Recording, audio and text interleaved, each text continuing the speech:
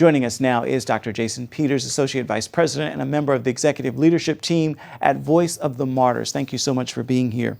Let's begin. You've ministered to persecuted Christians in 40 countries. Do you agree that persecution is getting worse? Absolutely, Ephraim. I mean, it's clear there are 9 Islamic hotspots around the world where Christians are facing Islamic extremists. And they range from Africa, Al-Shabaab, Boko Haram, AQIM, moving up into the Middle East. It's incredible how persecution is growing in these hotspots. Where have you seen the greatest suffering? I personally would have to say Sudan. Having visited Sudan and some of the contested regions, seeing Christians who are suffering not only great poverty, but incredible persecution and opposition. And of course, most recently, just a few weeks ago in Iraq, meeting with victims affected by ISIS. Voice of the Martyrs is sponsoring a new movement called IMN. Tell us about this.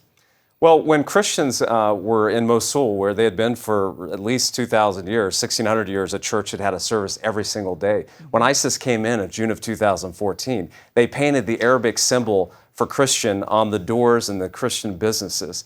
And when Christians had this symbol painted on their door, they had a choice. They either had to convert to Islam, to pay an exorbitant jizya tax, to leave, or to be killed. And in that one incident, over 100,000 Christians were kicked out of the Nineveh plain and are still facing incredible trauma. Wow. Now, you're one of the executive editors of the book IMN. It's a collection of stories, 50 stories of Christians who face persecution from the Islamic extremists. Tell us about some of them.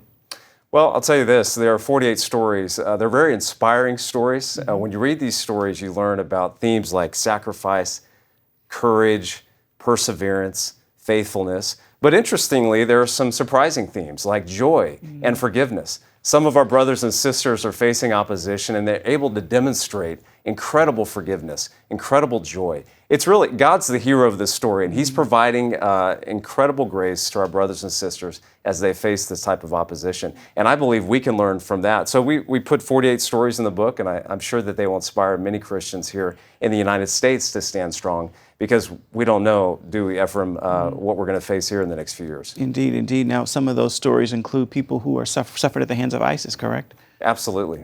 I can only imagine. So as horrible as the suffering is, there is victory in persecution. What have you learned from the persecuted church? Well, one of the most powerful themes for me personally was the theme of forgiveness. I mean, we all are attacked. We all face opposition. People stab us in the back. They talk behind our backs. They may want to hurt us. And some people have experienced serious trauma. How do we allow God to give us the supernatural ability to forgive? It's stunning when you meet people who say, this man killed my husband, but I forgive him. This man shot me in the face, like one of my friends, Habila, in Nigeria. And yet, if I saw the man who shot me today, I would embrace him and forgive him. So for me, that's been the most remarkable theme. Really quickly, what can our viewers do to make a difference?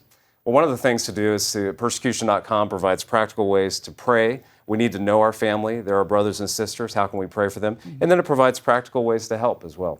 Beautiful. Thank you so much, Dr. Peters. We really appreciate your time. Thank you so much, Ephraim.